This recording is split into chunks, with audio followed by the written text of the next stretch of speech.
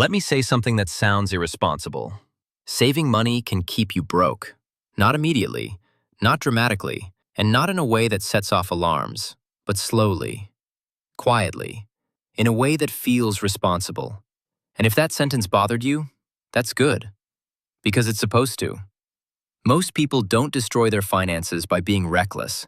They don't gamble everything away. They don't blow money on nonsense. They do the opposite. They save. They budget. They avoid risk. They delay pleasure. And they're proud of it. From the outside, they look like adults who have it together. From the inside, they still feel one paycheck away from stress. That's the contradiction nobody talks about, because saving money feels like progress. It feels like maturity. It feels like control. But control over what? This video isn't about telling you to stop saving. It's not about telling you to spend more. And it's definitely not about telling you to gamble your future. This is a warning about a rule you were taught early in life, a rule that worked for a long time, but quietly stopped working while most people weren't looking. And the people who follow it most strictly today are often the ones who feel the most stuck. Think about the responsible person in your life. They work a stable job. They contribute to their 401k. They keep an emergency fund. They say no to things they technically could afford. They do everything right. But fast forward 10 years. They still hesitate before big decisions. They still worry about rising prices. They still feel fragile when the economy shakes. That shouldn't happen if saving alone was enough. So why does it? Because saving money is not neutral. It is an active strategy. And in the modern economy, it has a hidden cost that almost nobody explains. Saving protects you from short-term chaos, but it quietly exposes you to long-term erosion. And the worst part? You don't feel the damage while it's happening. There's no moment where saving suddenly fails. There's no alert that tells you the rule expired. There's no red warning sign. Life just gets a little tighter every year, a little more expensive, a little more dependent on your job, a little less flexible. And because you're being disciplined, you assume the pressure is normal. You tell yourself you just need to save more, be more careful, wait a little longer. That instinct to wait is exactly what keeps the loop going. This channel is called Money Warnings. We don't hype, we don't motivate, we don't sell shortcuts. We point out financial decisions that feel safe, responsible, and intelligent, but quietly cost people years of freedom. If you want warnings like this before they become obvious, you'll want to subscribe. Most people only hear this stuff too late. And the first warning you need to hear is this: saving money doesn't make you poor. But believing that saving alone will protect you? That's where people lose time they never get back. Saving money feels good for a reason. It gives you relief. Every time you move money into a savings account, something subtle happens in your brain. Your shoulders drop. Your breathing slows. You feel a little more in control. You didn't change your life. You didn't increase your freedom. But you reduced uncertainty. And the brain loves that. This is why saving is so seductive. It gives you immediate emotional feedback. You can see the number. You can label it. You can tell yourself, I did the right thing today. Compare that to almost any other meaningful financial move. Learning a new skill doesn't show results immediately.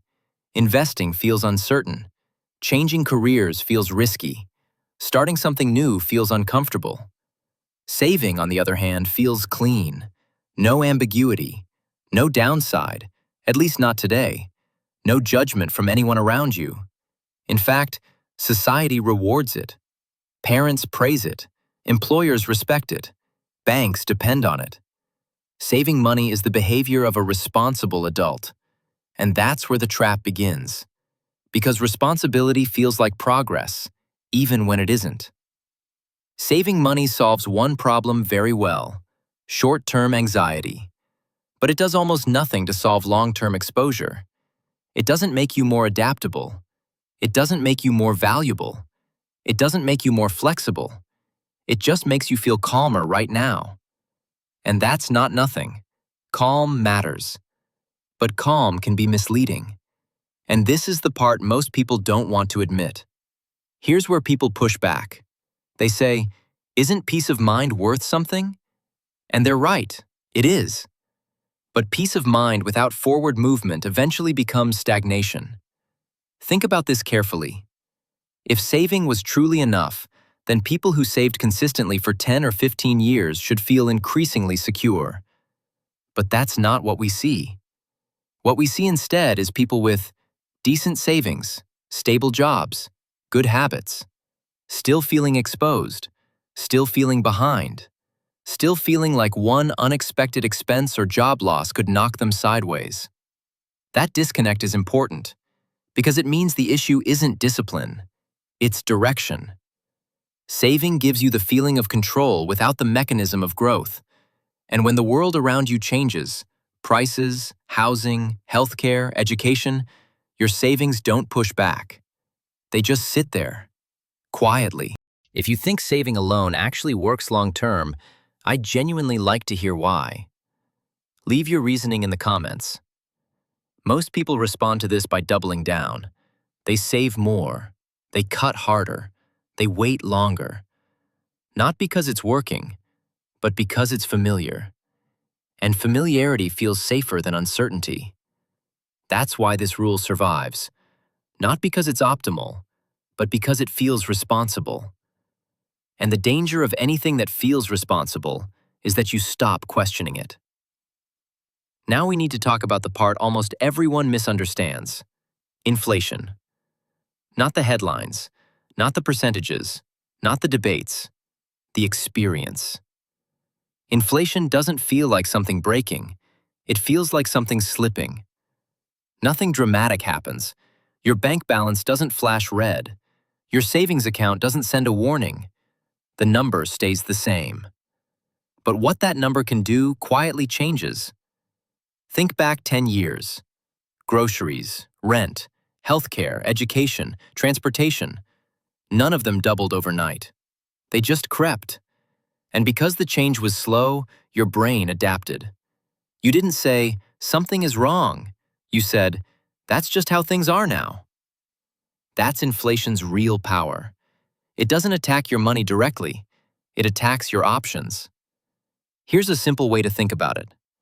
Saving money freezes your dollars in time. Inflation moves time forward without them. So every year you wait, your savings become money from the past trying to survive in the future. And past money is weaker money. This is why people feel like they're doing everything right but still losing ground. They didn't lose money. They lost purchasing power. That distinction matters. Because losing purchasing power feels like life getting harder, not like a financial mistake. You don't blame your strategy. You blame yourself. You say, "I need to save more. I need to be stricter. I need to cut again." But cutting doesn't fight inflation. Waiting doesn't fight inflation. Discipline doesn't fight inflation. Only growth does. And here's where time becomes the real enemy. Time doesn't wait for clarity. It doesn't pause until you feel ready. It doesn't care how responsible you're being. While you're saving and waiting, prices move, opportunities move, compounding moves. And compounding is not patient. It rewards early action disproportionately. A small amount of money put to work early can outgrow a much larger amount added later. That's not motivational talk. That's how time works, which means every year spent just saving isn't neutral. It's a year where compounding didn't start, and you can't get those years back. This is why saving feels safe but costs you quietly. There's no single moment where you say, "This failed." You just wake up one day and realize things feel tighter, flexibility feels lower, catching up feels harder.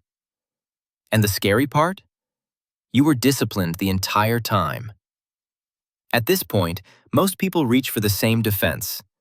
They say, "Okay, but once I earn more, this won't matter." So let's talk about that. Income matters. There's no denying it. A higher salary gives you breathing room. It gives you options you didn't have before. It can reduce stress, at least temporarily. But income alone doesn't fix the problem, because income doesn't exist in a vacuum. Here's what usually happens when someone starts earning more. Their lifestyle expands. Not recklessly, not irresponsibly, just naturally. A better apartment because it's closer to work. A newer car because reliability matters now. Subscriptions that save time. Vacations that feel earned. None of these decisions feel dangerous. They feel reasonable. So yes, savings might grow, but dependency grows faster than freedom. You're not safer. You're more invested in maintaining the machine. And if you lose the income, the entire structure shakes. This is why people with higher salaries often feel more anxious, not less. Their margin didn't increase as much as their obligations. Now add the modern safety net people rely on, the 401k. On paper, it looks like a solution. You contribute regularly. Markets grow over time. Compound interest does the work. But here's what rarely gets discussed. A 401k only works if you start early, markets cooperate, you don't need the money during downturns. It's a long-term tool, not a shield. And it doesn't protect you from short-term fragility. That's why people with good salaries, savings, and retirement accounts can still feel exposed, because all of it assumes stability. Stable job, stable economy, stable rules. If this is making you uneasy, that reaction makes sense. And that's where we need to redefine risk. Most people think risk means losing money, making a bad investment, failing publicly. But the real risk is fragility. Fragility is building a life that only works if nothing goes wrong. Same job, same industry, same cost structure. Saving money increases fragility because it assumes the environment behaves. But the modern world doesn't reward stability. It rewards adaptability. People who survive disruption aren't the safest. They're the most flexible. They have transferable skills, income streams, assets that respond to change. Savings alone gives you time. It doesn't give you leverage. And time without leverage eventually runs out. At this point in the video, there's usually a quiet realization forming. Not excitement, not motivation, just a slow, uncomfortable clarity. Because what we've really been talking about isn't money. It's identity. Most people don't think of themselves as bad with money. They think of themselves as careful. They see saving as a personality trait, as proof they're responsible, as evidence they're doing adulthood correctly. And that's why this rule is so hard to let go of. Saving money isn't just a strategy. It's part of how people see themselves. I'm not reckless. I'm not impulsive. I'm not like those people. So when someone questions saving, it feels personal. It feels like an attack on discipline, values, character. But here's the distinction almost nobody makes. Saving is a tool, not an identity. And when a tool stops working, the problem isn't your character, it's the tool. The people who eventually break out of this loop don't suddenly become reckless. They don't stop caring about safety. They shift how they deploy their money.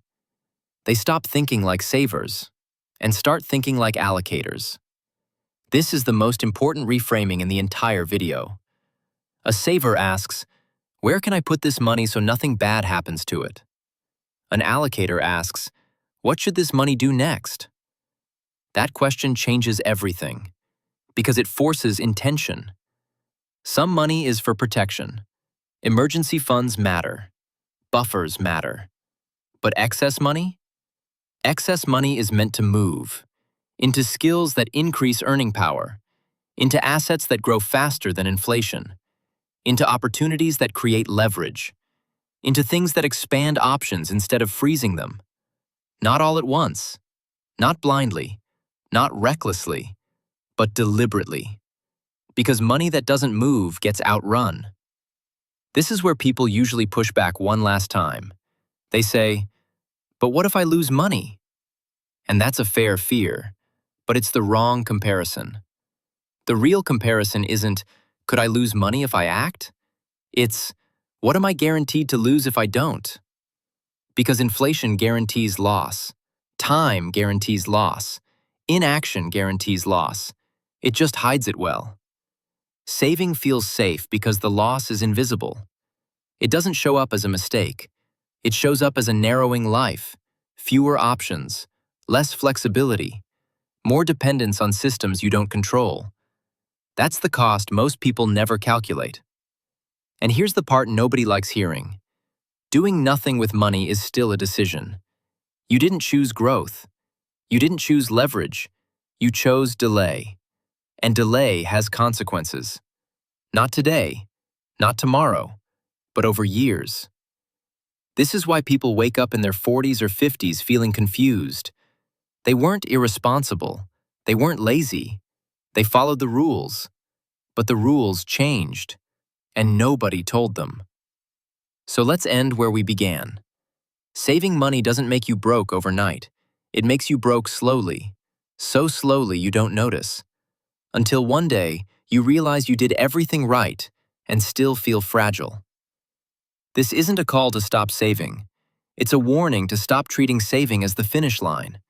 Because in a world that changes fast, money that stands still gets left behind. And the most dangerous belief in personal finance isn't, I made a mistake. It's, I'm waiting. You don't stay broke because you don't save enough. You stay broke because you trusted a rule that stopped working, and nobody told you it expired.